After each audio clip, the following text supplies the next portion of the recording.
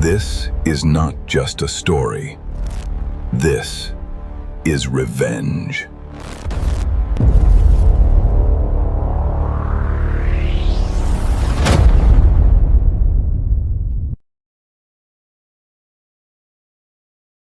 The night I ran into the woods with my son in my arms, I wasn't thinking about survival. I was thinking about how quiet it finally was. No screaming, no glass breaking, no footsteps coming down the hall, just wind, trees, and my little boy's heartbeat against my chest. But then I heard it. A car engine. His car engine. And I knew he found us. Okay, let me take you back.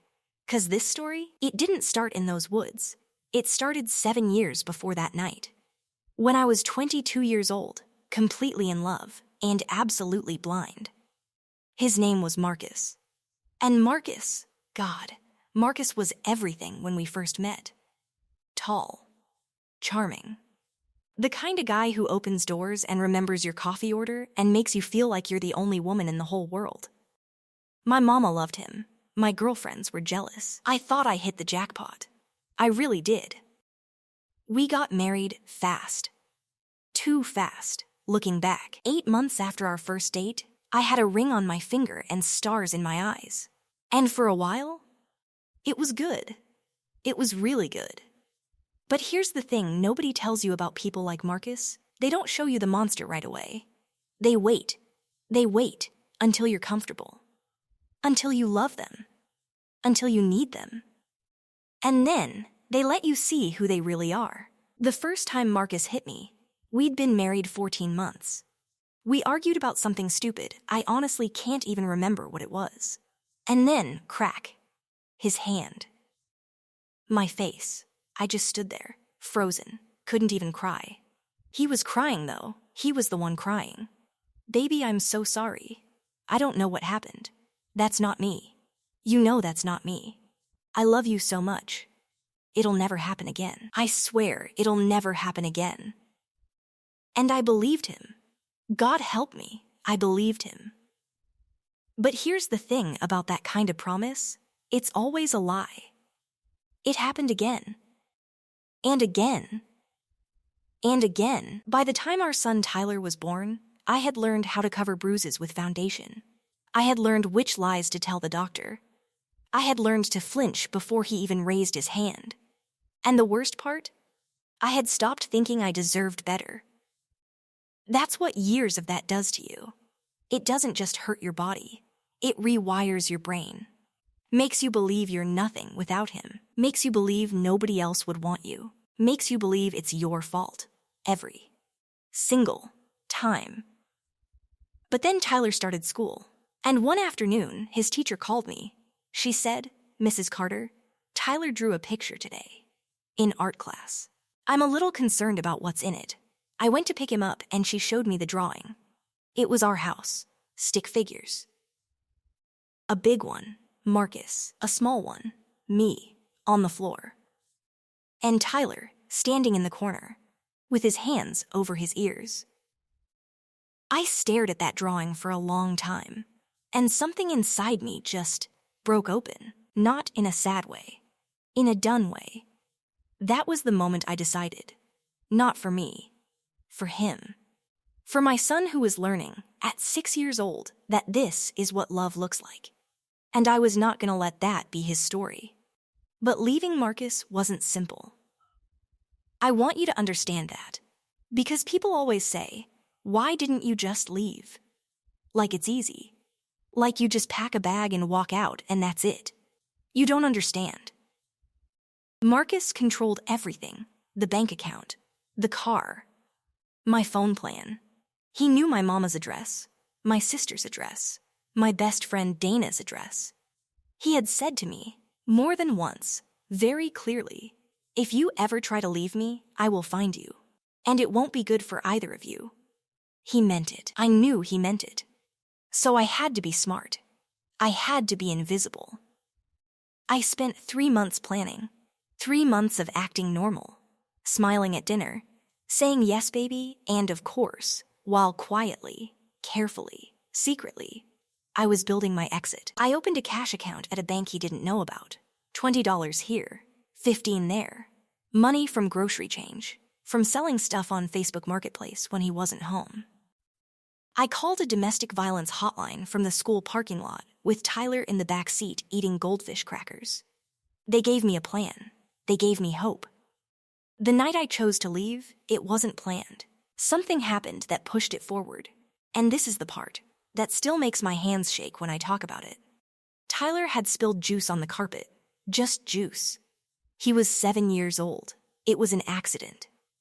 Marcus looked at that stain, looked at Tyler, and raised his hand. At my son. Something animal woke up in me in that second. I stepped in front of Tyler so fast, I don't even remember moving. Marcus's hand caught me across the shoulder instead. I didn't feel it. I was numb. I looked Marcus dead in the eyes, and I said, very quietly, "Don't you ever, in your life, touch him." Something in my voice scared him. I could see it. He backed off. But I knew that was the last warning I was going to get. That night, after he passed out watching TV, I packed 2 bags. Tyler's dinosaur backpack and my duffel. I took the cash I had hidden in a tampon box in the back of the bathroom cabinet. I took Tyler's hand. And we walked out the front door. But I didn't know he wasn't as asleep as I thought. We got maybe 4 blocks before I heard the front door slam. I didn't look back. I grabbed Tyler, I started running. "Mommy, where are we going? Somewhere safe, baby. Don't talk, just run with me, okay?" His little legs were going so fast. I could hear Marcus behind us, not running yet, just calling my name. Calm, which was worse than angry. "Sweetheart, come on now. Come back inside. Let's talk about this." I cut through the park, into the tree line behind it. It was November. Cold. Dark. No phone signal. Just trees. We ran until Tyler couldn't anymore. I carried him. My lungs were on fire. My shoulder where Marcus hit me was throbbing. But I kept moving. And then I saw it. Through the trees, an old house. Abandoned. Windows dark. Door halfway open. In any other situation, I would never go near a place like that. But that night, that abandoned house was the most beautiful thing I'd ever seen. We slipped inside. I pulled the door shut behind us. It smelled like dust and old wood and something I couldn't identify. Tyler buried his face in my neck. "Are we safe, Mommy?" "Yes, baby. We're safe." I was lying. And I hated myself for it. Because outside, in the distance, I heard a car. Moving slow, with its lights cutting through the trees. His car. I pressed myself against the wall and told Tyler not to make a sound. And that's when I saw the door didn't have a lock. I looked around in the dark, desperate. An old wooden chair. Heavy. I wedged it under the door handle, grabbed Tyler, moved to the back room, got down on the floor behind what used to be a kitchen counter, and we waited. The car stopped. Engine off. Footsteps on gravel. Getting closer. Tyler was shaking. Or maybe I was shaking. Honestly, I couldn't tell where his fear ended and mine began. The footsteps stopped right outside the door. Silence. 3 seconds. 5 seconds. 10. Then, a knock. "I know you're in there." His voice. Flat. Quiet. "Come out and we go home." Simple as that. I put my hand over Tyler's mouth gently. He nodded. He understood. 7 years old and he understood. That destroyed me. More silence. Then I heard him try the door. The chair held. He pushed harder. The chair scraped on the floor but held. "Fine," he said. And then footsteps walking away. I didn't move. I didn't breathe because I knew Marcus. And Marcus walking away didn't mean Marcus giving up. I was right. 20 minutes later, I smelled smoke. He set the house on fire. Not the whole thing. Not yet. Something near the back. A small pile of old newspapers on the porch. Warning fire. Come out or burn. Tyler smelled it first. "Mommy, something's burning." I had maybe 2 minutes. I grabbed him. I went to the front. I looked through a crack in the boarded window. Marcus was standing at the edge of the trees, watching, waiting. Here's where I made a decision I still think about. I found a back window, low to the ground. I broke it with the chair. I pushed Tyler through first, told him run to the left into the deeper woods, and don't stop no matter what he hears. Don't stop, Tyler, no matter what. You keep running. What about you, Mommy? I'm right behind you. Go. He went. I climbed through the window. And I did not go left. I went right. I made noise. On purpose. Drew Marcus away from Tyler. I ran. He chased. And this time, he was faster. He caught my arm in the dark, spun me around, and I saw his face in the moonlight. That face I used to love, twisted into something I didn't recognize. This is what you wanted? Running through the woods like an animal? You embarrass me. I didn't say anything. I was looking past his shoulder, because I could see something he couldn't. Headlights. On the old road behind the house, someone was coming. And what happened next, I did not plan. I did not expect. And it changed everything. It was a truck, an old pickup. It stopped. A man got out. Older guy, maybe 60. Flannel jacket. He saw us. He saw Marcus gripping my arm, and without a word, he reached back into his truck and pulled out a shotgun. Let her go, son. 3 words. Marcus froze. This is private property, the old man said, and you got about 5 seconds to get your hands off that woman. Marcus looked at the gun, looked at me, and I saw it. The calculation in his eyes, weighing his options. This ain't your business, old man. Everything on my land is my business. 4 seconds. Marcus let go of my arm. He pointed at me. This isn't over. He walked back toward the road, got in his car, drove away. I collapsed in the mud. I didn't cry. I was way past crying. The old man, his name was Earl, he put down the gun and walked over. You okay? No, I said honestly. Fair enough. Where's your kid? I looked up. How did you? Saw a little boy running through my south field. He's in my truck. Crying, but okay. I walked to that truck on legs that didn't feel like mine. Tyler was in the passenger seat wrapped in an old blanket. When he saw me, he made this sound I'll never forget. Pure relief. And I held him for a long time in that cold November night. Earl didn't ask many questions. He drove us to a gas station. Let me use his phone. I called the hotline. They sent someone within the hour. We spent 6 weeks in a shelter. I won't sugarcoat it. It was hard. Tyler had nightmares every night. I had nightmares every night. But we were safe. That word meant something completely different to me now. Safe wasn't comfortable. Safe wasn't pretty. Safe was just no footsteps in the hallway at night. And that was everything. The shelter connected me with a legal aid lawyer. Her name was Patricia. Late 30s. No nonsense. She looked at my case and she said, "He's going to regret every single thing he ever did to you." I promise you that. I almost laughed. Because promises had hurt me before. But Patricia delivered. We filed a restraining order. We filed for full custody of Tyler. And then Patricia did something I didn't expect. She started pulling financial records, and what she found... Turns out, Marcus had been hiding money. A lot of money. A second account I didn't know about. Business expenses that weren't business expenses. A whole financial life running parallel to ours. And here's the really fun part, that money. Some of it was from accounts that weren't just his. My name was on assets I didn't even know existed. Assets he'd been using without my knowledge. Which in our state was fraud. Patricia got on the phone with a DA she knew. The domestic violence charges, plus the financial fraud, plus the arson attempt on that abandoned house, Earl had called the fire department that night. There was a report. Marcus's car had been seen on the road. It was documented. Marcus thought he was untouchable. He had spent 7 years making me feel small and powerless.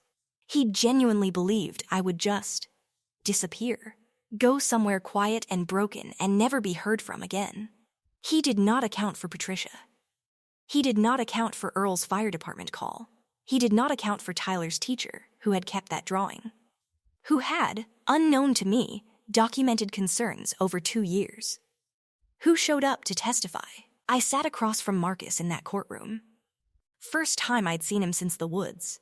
He was in a suit, hair done, looking every bit the charming man I'd married. He caught my eye and gave me this little smile. Like, you think you've won? Cute. But then Patricia started presenting. Document after document. Photo after photo, my medical records going back years.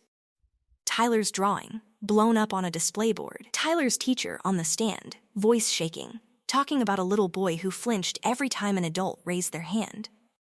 Earl on the stand, describing what he saw that night. The arson report. The financial records. I watched Marcus's face change. Slowly, that confidence cracking. And then I took the stand. I had been terrified of this moment, but when I sat down and looked at that courtroom, I wasn't scared anymore. I was clear. I told everything. Every hit, every threat, every night Tyler cried, and I held him and told him everything was fine knowing it wasn't. I talked for 40 minutes without stopping. When I was done, the courtroom was completely silent. Marcus tried to discredit me. His lawyer called me unstable, manipulative, said I'd fabricated injuries, said I was trying to steal his money. Patricia took that lawyer apart, piece by piece. It was genuinely one of the most satisfying things I have ever witnessed. Marcus was convicted: domestic violence, assault, child endangerment, arson, financial fraud, sentenced to 11 years. 11 years.